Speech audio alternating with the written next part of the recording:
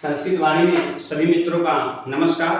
मित्रों, आज हम संस्कृत एलटी टीजीटी द्वितीय अध्याय श्रीमद् भागवत गीता के द्वितीय अध्याय का हम आज अध्ययन करेंगे। मित्रों, पहले अध्याय में आप लोगों ने अगर पढ़ा होगा तो देखा होगा कि भगवान श्री कृष्ण ने एक भी शब्द उस प्रथम अध्याय में नहीं बोला है, अर्थात उनके द्वारा नहीं कहे गए हैं। जितने भी शब्द या प्रथम अध्याय में जो भी बोला गया है, जो भी कहा गया है, वह अर्जुन के द्वारा कहा गया है। तो मित्रों, एक चीज स्पष्ट है कि अगर जो व्यक्ति परेशान है और जो व्यक्ति मानसिक रूप से ग्रसित है, विक्षिप्त है, अगर वो अपनी बात को पहले वेद व्यास जी ने भगवान श्री कृष्ण के सामने उन्होंने रखवा दिया है। मित्रों, एक छोटा सा उदाहरण मैं देता हूँ। अगर कोई रोगी है, अगर किसी योग्य डॉक्टर के पास जाता है, तो अगर रोगी अपनी जो परेशानी है, अगर वह उस अपनी परेशानी को स्पष्टतः जो है डॉक्टर के सामने रख देता है, तो निश्चित रूप से अगर योग्य डॉक्टर है तो उसका समाधान भी उसको ढूंढने में बड़ी आसानी होती है। तो वेद व्यास जी ने क्या किया कि श्री कृष्ण के सामने अर्जुन को पहले बुलवाया। क्यों? क्योंकि अर्जुन रोगी है। क्या है? रोगी है, क्योंकि वो जो है उनकी मनोव्यथाएं जो हैं वो काफी व्यथित हैं, काफी जो है परेशान हैं और परेशान है। इसलिए अर्जुन के द्वारा प्रथम अध्याय में संपूर्ण श्लोक को कहलवाया गया है और भगवान श्री कृष्ण उनके कहे हुए वचनों को बड़ी आसानी से, बड़ी सहजता से सुने मात्र हैं।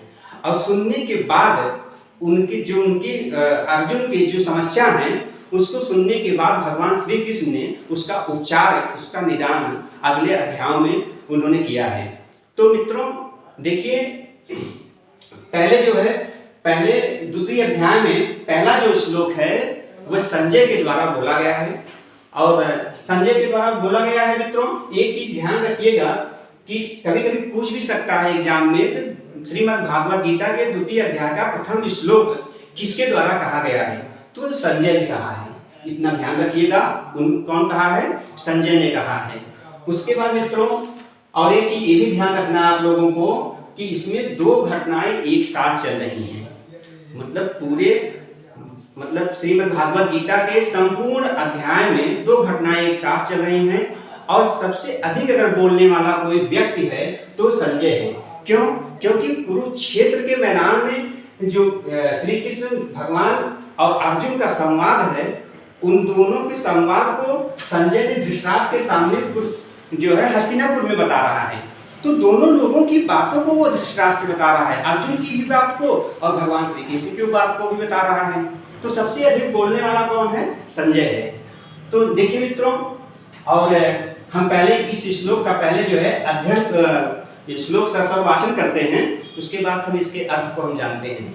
मित्रों, कहते हैं लोग संस्कृत बहुत कठिन है, लेकिन संस्कृत कठिन नहीं है। अगर आपके मन में और आपके विचार में पहले अगर धारणा बन गई कि संस्कृत बहुत कठिन है, तो निश्चित रूप से आपके लिए वो कठिन होगी। इसलिए मित्रों, पहले ही अपने मन में अपने विचार को, अपनी धारणाओं को एकदम सहज रखिए, सरल रखिए कि संस्कृत सरल है। और मैं अगर संस्कृत का अध्ययन करने आया हूँ तो संस्कृत का अध्ययन करने आया हूँ, संस्कृत का से टीजीटी देना चाहता हूँ, तो निश्चित रूप से संस्कृत को सरल भाव से, सरल भावनाओं से अपने अंदर उसको जागृत करिए, अर्थात अपने अंदर भावनाओं को जागृत करिए कि मतलब संस्कृत सरल है। तो चलिए हम पहले इसका श्लोक का जो है ससर्वाचन करते हैं। तम तथा कृपयाविष्टम अश्रुपूर्णाकुलेक्षणं विशिकंतम इदं वाक्यम उवाच मधुसूदनः। तम तथा कृपयाविष्टम अश्रुपूर्णाकुलेक्षणं विशिदन्तम् इदं वाक्यम् उवाच मधुसूदनः। मित्रों देखिए, मधुसूदन भगवान श्री कृष्ण को कहा गया है। तो जो मधुसूदन भगवान श्री कृष्ण को किस लिए कहा गया है? क्योंकि भगवान ने मधु नामक राक्षस का वध किया था। भगवान श्री कृष्ण ने मधु नामक राक्षस का वध किया था, इसलिए भगवान श्री कृष्ण को मधुसूदन भी कहा जाता है। तो मित्रों, और इसका अर्थ देखिए बहुत कठिन नहीं है, बहुत आसानी से समझने हैं। केवल आप सरल भाव से उसको समझने की कोशिश करिए, इसमें कुछ है नहीं। देखिए, भगवान मधुसूदन इदम वाक्यम उवाच, बस इतना ही है। भगवान श्री कृष्ण ने इस प्रकार के वाक्य बोले। बस पूरे श्लोक का इतना ही अर्थ है कि भगवान श्री कृष्ण ने इदम वाक्यम उवाच, इस प्रकार के वचन बोले। तो भगवान श्री कृष्ण ऐसे तो किसी सामने बोले नहीं होंगे, किसी कोई सामने होगा तो उसके सामने उन्होंने बोला होगा ना। तो किसके सामने बोले हैं? तम। तम मतलब अर्जुन, अर्जुन के सामने। देखिए भगवान श्री कृष्ण ने इदम इस प्रकार के वाक्य तम उससे, उसको साथ उस अर्जुन से बोले। वाच माने बोले। बाकी क्या है मित्रों? बाकी तम का जो है विशेषण है। जैसे देखिए क्या है? कृपया विष्टम, बोले अर्जुन कैसी स्थिति में है? विषादग्रस्त हैं, परेशान हैं, मानसिक व्यथा उनकी जो है स्थिति जो है ठीक नहीं है। ऐसे अर्जुन से उन्होंने इस प्रकार के वचन बोले। और किस प्रकार के वचन बोले हो आपके अगले श्लोक में मिलेगा। लेकिन ये जो तम है, ये तम माने अर्जुन का ये सब क्या है? विशेषण है। क्या है? विशेषण है। जैसे कृपया विष्टम, कृपया मतलब दया, मतलब कि होता ना दयालु, दयालु, करुणा या कुछ भी कह लीजिए, जैसे दयालु या करुणा से व्याप्त, करुणा से व्याप्त हैं, अश्रुपूर्णा और आंसुओं से भरे हुए हैं। अर्थात अर्जुन के जो नेत्र हैं। अच्छा एक चीज है मित्रों, ध्यान दीजिएगा, जो आदमी बहुत परेशान हो तो उसको तो हंसी तो आएगी नहीं। भाई तो परेशान है, निश्चित रूप से उसके आंखों में क्या होंगे? आंसू ही होंगे ना। तो वही चीज है, वही चीज भगवान श्री कृष्ण जो है वेद व्यास जी अर्जुन के उसी मतलब परिस्थिति का, उनकी जो मनोव्यथाएं हैं, जो उनकी स्थिति है, उसी का वर्णन वो सजीव वर्णन कर रहे हैं। क्या कर रहे हैं कि अर्जुन जब परेशान है तो उनके वो क्या है कि करुणा से व्याप्त है। क्या है? करुणा से व्याप्त है। और क्या है? अश्रुपूर्णा, अर्थात आंसुओं से भरे हुए हैं। बोले आंसुओं से भरे हुए हैं। और आकुल माने होता है, आकुल माने होता है व्याकुल। अच्छा बताइए, जिसके मन में अगर मतलब कि शोक हो तो वो हंसने वाला तो होगा नहीं, उसके आंखों में तो आंसू ही होंगे। तो जब जिसके आंखों में आंसू है मित्रों, तो उसके नैन स्थिर हो भी नहीं सकते हैं। तो उसके नैन क्या, उसकी जो आंखें हैं वो चंचल रहेंगी हरदम, क्योंकि आंसुओं के भरने से देखिए बरौनियां हरदम डबडबाती रहती हैं। तो मित्रों देखिए आंसुओं से पूर्ण है और व्याकुल नेत्रों वाले, विषदंतम और शोक युक्त। विषदंतम माने होता है शोक युक्त, शोक युक्त। ये सब अर्जुन तम का विशेषण है। मित्रों इस चीज ध्यान रखिएगा, ये सब जितने भी ये विषय आए हैं, ये सब जितने भी आए हैं, ये सब तम का विशेषण है। तो मित्रों देखिएगा, विषदंतम तम यानी कि शोक से युक्त उस अर्जुन से, कृपया विष्टम करुणा से व्याप्त कौन? अर्जुन। अश्रुपूर्णा आंसुओं से भरे हैं कौन? अर्जुन। फिर क्या है? ये आकुल ईचड़म, मतलब आकुल माने होता है व्याकुल, ईचड़म माने आंख। किसके हैं? अर्जुन के हैं। तो इसका अगर एक शब्द में शाब्दिक अर्थ अगर देखेंगे तो इसका मधुसूदन इदम वाक्यम तम उससे वाच बोले। भगवान श्री कृष्ण ने अर्जुन से इस प्रकार के मतलब वाक्य बोले और बाकी सब उसका तम का क्या है? विशेषण है। अर्जुन किस स्थिति में है? करुणा से व्याप्त हैं, अश्रुपूर्णा आंसुओं से भरे हुए हैं और व्याकुल नेत्र वाले हैं। और कैसे हैं? शोक से युक्त हैं। तो मित्रों पहला श्लोक निश्चित रूप से आप लोग को समझ में आ गया होगा, मैं जहां तक समझता हूं। अब फिर हम दूसरे श्लोक की तरफ चलते हैं। अब दूसरा श्लोक हम देखते हैं कि आगे जो उन्होंने कहा ना, इस प्रकार के वाक्य कहें। तो इस प्रकार के वाक्य कहें मतलब वो आपको दूसरे श्लोक में दिखाई देगा। पहला श्लोक संजय ने कहा है, दूसरा श्लोक द्वितीय अध्याय गीता के द्वितीय अध्याय का दूसरा श्लोक भगवान श्री कृष्ण के द्वारा कहा गया है। तो मित्रों द्वितीय अध्याय का हम जो है पारायण कर रहे हैं, देखते हैं। इसको पहले हम मतलब सौ वाचन करते हैं, फिर इसके बाद इसका अर्थ जानते हैं। कुतस्त्वा कस्ममिदं विषमे समुपस्थितम् अनार्यजुष्टं स्वर्गं कीर्तिं करम् अर्जुन। कुतस्त्वा कस्ममिदं विषमे समुपस्थितम् अनार्यजुष्टं स्वर्गं कीर्तिं करम् अर्जुन। भगवान श्री कृष्ण द्वितीय अध्याय के दूसरे श्लोक से भगवान श्री कृष्ण ने बोलना शुरू किया है। कुरुक्षेत्र के मैदान में दोनों सेनाएं आमने सामने हैं। एक तरफ जो है पांडवों की सेना है और दूसरी तरफ कौरवों की सेना है। उस दोनों सेनाओं के बीच में भगवान जो है अपने रथ पे अर्जुन के सारथी होते हुए उन्होंने अपना जो है वक्तव्य जो है द्वितीय अध्याय के दूसरे श्लोक से कहना शुरू किया है। तो भगवान श्री कृष्ण के जो है के द्वारा कहा गया है। तो मित्रों कह रहे हैं कि अर्जुन से कह रहे हैं भगवान श्री कृष्ण, अर्जुन ने क्या कहा कि देखिए तथा मतलब होता है और मतलब ये पहले अध्याय में जो बातें कही गई हैं उसके अतिरिक्त अब दूसरे अध्याय में जो मतलब और भी बातें हम कह रहे हैं वो कौन सी हैं, वो द्वितीय अध्याय में कही जा रही हैं। तो हम देखते हैं कुतः माने कहां से, त्वाम माने तुमको। भगवान श्री कृष्ण कह रहे हैं कि अर्जुन से कि हे अर्जुन, कुतः माने कहां से, त्वाम माने तुमको, कस्मलम माने मोह।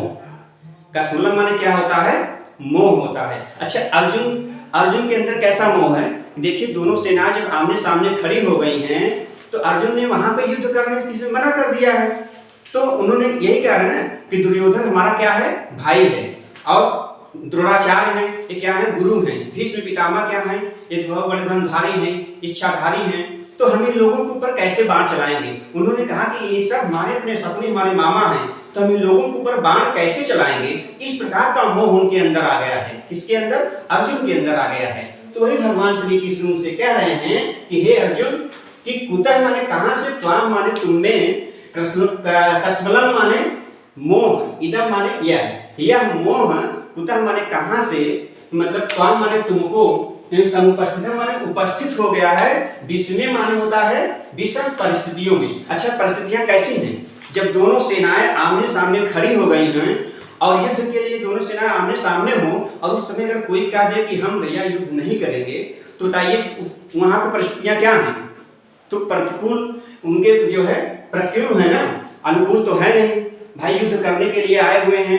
अब ऐसी स्थिति में अर्जुन क्या कह रहे हैं, हम युद्ध नहीं करेंगे। तो वही भगवान श्री कृष्ण कह रहे हैं कि हे अर्जुन कि इस विषम परिस्थितियों में, इदम विषमे, इस विषम परिस्थितियों में, कुतः माने कहां से, त्वाम माने तुमको, कस्मलम माने मोह, इदम माने यह मोह समुपस्थित माने उपस्थित हो गया है। अर्थात आपके अंदर जो है यह मोह कहां से आ गया है, इस विषम परिस्थितियों में कहां से आ गया है। अच्छा भैया एक चीज आप लोग ध्यान दीजिएगा, अगर किसी की शादी पड़ी हो और शादी पड़ी हो और बारात गाड़ी घोड़ा सब बारात बाजा सब सज गया हो और वो कहते जब सब कुछ हो दुआ मतलब गाड़ी घोड़ा सब सज गई हो और बारात जाने वाली हो और कोई कह दे कि हम भैया हम ब्याह नहीं करेंगे, तो बताइए उस पर क्या होगा। तो भाई तो स्वाभाविक है ना, तो वहां पे जो है अब जब मना कर देगा हम शादी नहीं करेंगे तो परिस्थितियां कैसी हो गई, प्रतिकूल हो गई ना।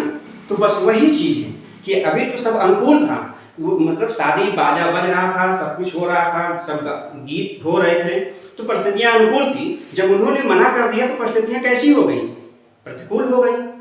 ठीक वही चीज जब युद्ध करने के लिए अर्जुन तैयार हो गए थे तो वह स्थितियां कैसी थी अर्जुन श्री कृष्ण के लिए, तो क्या थी, अनुकूल थी। लेकिन जब अर्जुन युद्ध करने के लिए जब कुरुक्षेत्र के मैदान में खड़े होने के बाद युद्ध करने से मना कर दिए तो स्थितियां कैसी हो गई, प्रतिकूल हो गई। उसी लिए कह रहे हैं कि इस विषम परिस्थितियों में आपके अंदर यह मोह कहां से प्राप्त हो गया है। और क्या कह रहे हैं अर्जुन, जब ये स्थिति आपके अंदर कहां से प्राप्त हो गई है, तो इसको भगवान श्री कृष्ण अर्जुन से ये भी कह रहे हैं कि अर्जुन ये स्थिति आपके अंदर आज पैदा हुई है, ये अनार्यजुष्टम, मतलब आर्य माने क्या होता है, आर्य माने श्रेष्ठ होता है, अनार्य माने जो श्रेष्ठ ना हो। तो मित्रों इतना ध्यान दीजिएगा कि अनार्यजुष्टम, हे अर्जुन जो इस परिस्थितियां आपके अंदर इसमें उत्पन्न हो गई हैं ये श्रेष्ठ जनों के द्वारा नहीं कही गई हैं। अर्थात श्रेष्ठ अर्थात ये जो तुच्छ लोग होते हैं, जो निम्न सोच के होते हैं, जिनकी मानसिकता निम्न होती है, उनके द्वारा यह आचरित है। क्या आचरित है कि जैसे आप इस युद्ध के मैदान से आप कह रहे हैं मैं युद्ध नहीं करूंगा, ठीक उसी प्रकार की मानसिकता तुच्छ लोगों की होती है। जब उनको कोई कार्य दिया जाता है तो अपने कार्य से वो परे हो जाते हैं, दूर हो जाते हैं और अंतिम वक्त पर अपने मतलब काम से दूर हट जाते हैं, हमें काम नहीं करेंगे। अर्थात तुच्छ मानसिकता वाले लोग के द्वारा यह आचरित है। जो आज आप कह रहे हो मैं युद्ध नहीं करूंगा, ये जिनकी तुच्छ मानसिकता होती है वो ऐसा करते हैं। बल्कि श्रेष्ठ जनों के द्वारा, जो श्रेष्ठ लोग होते हैं, जो विद्वान लोग होते हैं, उनके द्वारा यह आचरित नहीं, अर्थात उनके द्वारा यह नहीं कहा जाता है। जो विद्वान होते हैं मित्रों, उनको उनके सामने कुछ भी रख दीजिए, अगर उनको जो चीज करना है तो करेंगे, निश्चित रूप से उसको करेंगे, उसको हासिल करेंगे। ये आर्य लोग होते हैं, श्रेष्ठ जन होते हैं। तो आप अगर वहां से भाग रहे हैं, युद्ध करने के लिए मना कर रहे हैं, तो आप क्या है, अनार्य हैं, अर्थात आप तुच्छ मानसिकता वाले के जैसे के समान हैं। न कि आप तुच्छ मानसिकता से, अर्जुन तुच्छ मानसिकता से तो थे नहीं, उस समय उनके अंदर विपरीत परिस्थितियां आ गई थी, इसलिए उनके उस अनार्य था तुच्छ मानसिकता वालों के जैसे आपकी मानसिकता हो गई है। ये बात कह रहे हैं भगवान श्री कृष्ण। और क्या कह रहे हैं, जो ये मानसिकता आपके अंदर आ गई है अर्जुन, यह आपको न तो स्वर्ग ही प्राप्त कराएगा। कह रहे हैं कि अर्जुन, न तो इस श्रेष्ठ जनों के द्वारा यह आचरित है, श्रेष्ठ जन जो श्रेष्ठ लोग हैं, न तो इसकी प्रशंसा करते हैं, बल्कि क्या करते हैं, उसकी निंदा करते हैं। और क्या करता है, और क्या है, जो इस परिविषम जो स्थिति आपके अंदर आ गई है, प्राप्त हो गई है, उससे आपको स्वर्ग की भी प्राप्ति नहीं होगी। और क्या नहीं होगा, अकीर्ति कर्म अर्जुन, और आपकी कीर्ति भी नहीं होगी, आपका जो है यश नहीं होगा। लोग ये नहीं सोचेंगे कि अर्जुन ने बहुत बढ़िया किया है, कि भैया युद्ध के मैदान से चलेगा, झगड़ा नहीं हुआ, बहुत बढ़िया हुआ। नहीं, लोग यही करेंगे, अरे अर्जुन तो बहुत धनुधारी थे, बहुत बड़े धनुष बाण चलाने वाले थे, लेकिन फिर भी वो युद्ध के मैदान से भाग गए। यही लोग आपकी फिर निंदा करेंगे अर्जुन। तो आप ये मत सोचिए कि श्रेष्ठ जन हमारी जो है प्रशंसा करेंगे। तो इसका अगर एक शब्द में अर्थ देखेंगे तो भगवान श्री कृष्ण ने अर्जुन से यही कह रहे हैं कि इदम विषमे इदम कस्मलम, यह मोह कुतः माने कहां से, क्वा माने तुम्हें विषम परिस्थितियों में उपस्थित हो गया है, जो अनार्य जुष्टम जो है तुच्छ लोगों के द्वारा आचरित है, अर्थात श्रेष्ठ जनों के द्वारा आचरित नहीं है, और अस्वर्गम, और स्वर्ग को प्राप्त कराने वाला नहीं है, स्वर्ग को प्राप्ति नहीं होगी, और न ही कीर्ति को करने वाला है अर्जुन, जो आपके अंदर यह मोह उत्पन्न हो गया है। तो मित्रों, हम पूरा विश्वास करते हैं कि हम जो भी दो श्लोक का भी अध्ययन किए हैं वो आप लोगों को समझ में आया होगा, और जो भी चीज आपको नहीं समझ में आई होगी वो हमारे कमेंट बॉक्स में जा करके हमें कमेंट करिएगा, हम उसमें संशोधन करेंगे, और फिर आप लोगों के बीच में परिष्कृत रूप में उसको फिर आप लोगों को बीच में भेजेंगे। धन्यवाद।